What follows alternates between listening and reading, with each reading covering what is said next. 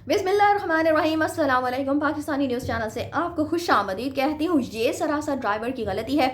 दरियाई नीलम हादसे में लापता अजहर की बड़ी बहन के हौलनाक इंकशाफात। अजहर ने वालिदा से आखिरी क्या बात की, हादसे से कबल बहन को फ़ोन पर क्या बताया, हमारे बच्चे जिंदा हैं, हमें बेवकूफ़ बनाया जा रहा है, ये सारा क्या माजरा है आपको जानने को मिलेगा इस वीडियो में, सो वीडियो पूरी देखेगा।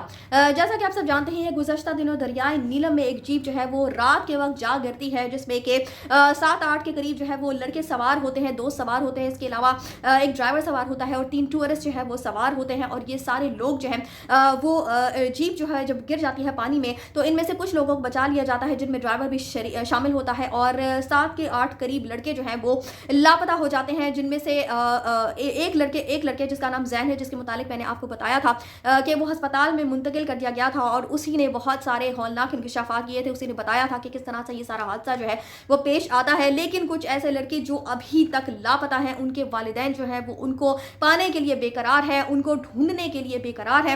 वो चाहते हैं कि उनके लख्ते जिगर उनके पास वापस आ जाए और हम बहुत ज़्यादा हमारी दुआएं हैं उनके साथ हैं कि अल्लाह करे ऐसा ही हो और उनके जो गुमशुदा बेटे हैं वो उनके पास वापस आ जाए, आमीन।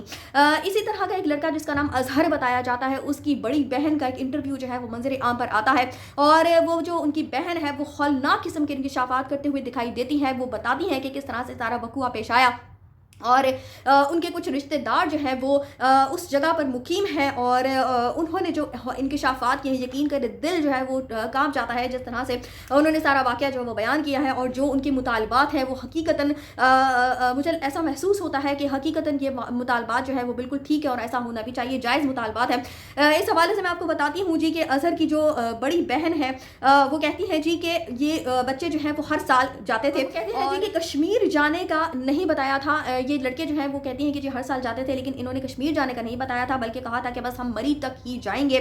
और वो कहती हैं जी कि अगर हमें इस बात का पहले इल्म होता कि इन लोगों ने इतनी दूर तक आगे जाना है कश्मीर तक, तो हम कभी भी इजाज़त ना देते।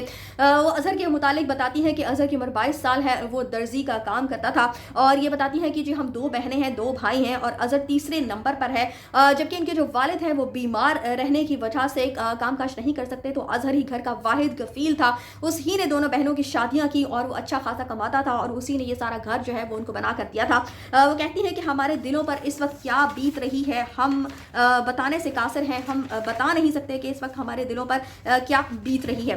वो कहती है जी कि मैं जब अजहर जाने लगा तो उसने कहा कि मैं जा रहा हूँ और कुछ पैसे रख लें। वालिदा से उसने कहा कि आप कुछ पैसे रख लें और इन पैसों से टेस्ट करवाइएगा और मैं बहुत जल्द वापस आ जाऊँगा। उस पर वालिदा ने कहा कि मेरा दिल नहीं मानता, मेरा दिल बंद हो रहा है, तुम ना जाओ। तो उस पर अजहर ने उनको कहा कि ऐसा कुछ नहीं है, शायद आपकी तबीयत ख़राब है इसलिए आपको ऐसा महसूस हो रहा है, मैं तो हर साल जाता हूँ, इस साल भी जाऊँगा और खैरियत से वापस भी आ जाऊँगा। हाँ, तो इस पर उनकी बहन अजहर की जो बहन है वो कहती है कि हम मजबूर हो गए और फिर चुप हो गए और जाहिर है कि इजाज़त देनी ही पड़ी।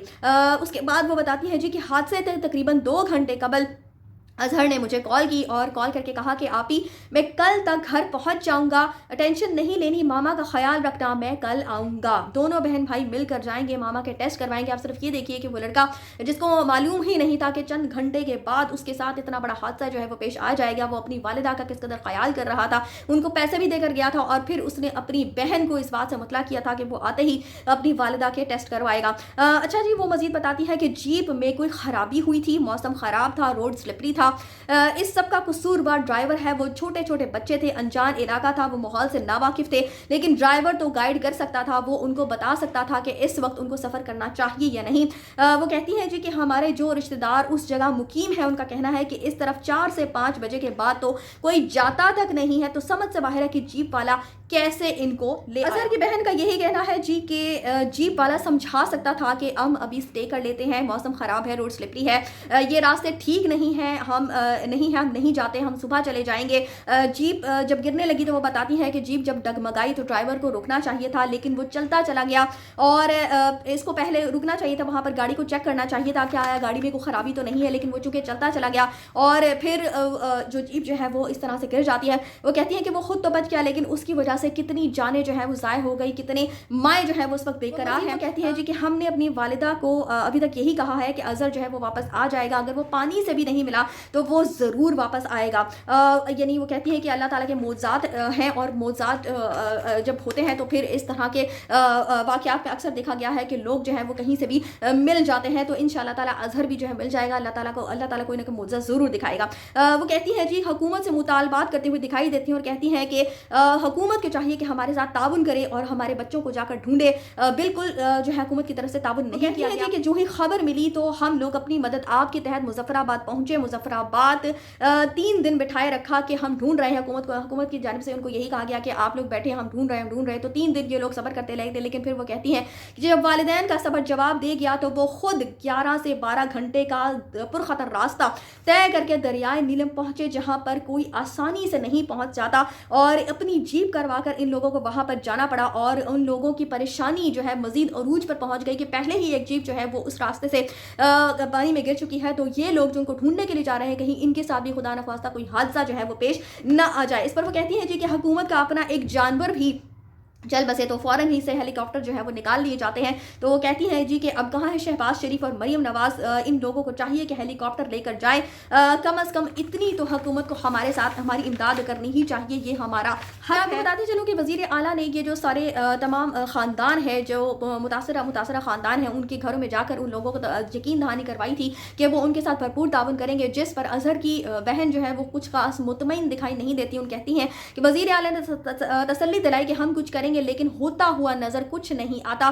حکومت کا کہنا ہے کہ آپریشن رواں ہے. دوسرے دن ہی آپریشن شروع کر دیا گیا تھا. جال بچھا دیا گئے تھے. تو وہ کہتی ہیں کہ 7 بچوں میں سے ایک بچہ بھی ابھی تک کیوں نہیں مل سکا.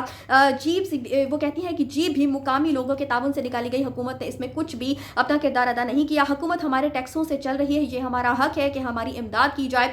ہمارے بچوں کو ڈھونڈے. اگر بچے پانی سے نہیں ملے تو وہ جنگلوں میں جا کر ڈھونڈے. بچوں کو ڈھونڈے. اگر وہ پانی سے بھی نہیں ملے تو پھر جنگلوں میں جا کر ڈھونڈے. ارد گرد کے علاقوں میں ان کو تلاش کیا جائے. صرف پانی میں ان کو مت تلاش کریں.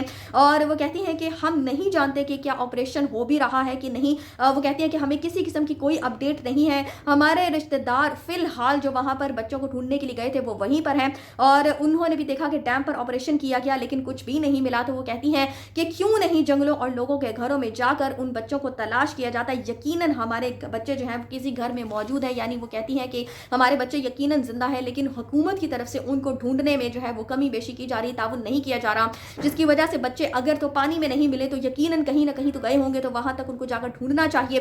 بہرحال یقین مانیے کہ بہت ہی زیادہ تکلیف دہ یہ سارا واقعہ جو ہے وہ پیش آیا ہے. بہت ہی زیادہ بڑا حادثہ جو ہے وہ پیش آیا ہے. 7-8 گھر جو ہیں وہ اس وقت انتہائی پریشانی کے عالم میں مبتلا ہیں چونکہ ان کے بچے جو ہیں وہ ابھی تک مل نہیں رہے ہیں. اور سرچ آپریشن کہا جاتا ہے کہ کبھی جاری ہے کبھی کہا جاتا ہے کہ بند کر دیا گیا ہے. تو اب دیکھتے ہیں کہ آگے اس حوالے سے کیا ہوتا ہے. جو حادثہ پیش آنا تھا وہ تو آ گیا لیکن جو لوگ ابھی تک مل نہیں پا رہے ہیں ہم ان کے لیے دعا گو ہے کہ اللہ کرے کہ وہ بہت جلد جو ہے وہ مل جائیں اور زندہ سلامت ہوں تاکہ ان کی جو ماؤں کے لگتے جگر ان سے جدا ہو گئے ہیں ان کے دلوں کو چین آ جائے. اس حوالے سے مجھ تک مزید کوئی اپڈیٹ پہنچی تو میں آپ کے ساتھ ضرور شیئر کروں گی. آپ کی اس حوالے سے کیا رائے ہے کامنٹس میں مجھے ضرور مطلع کیجیے گا. اسی کے ساتھ مجھے دیجیے اجازت. چینل کو سبسکرائب کرنا مت بھولیے گا. اگلی اپڈیٹس تک کے لیے اللہ حافظ.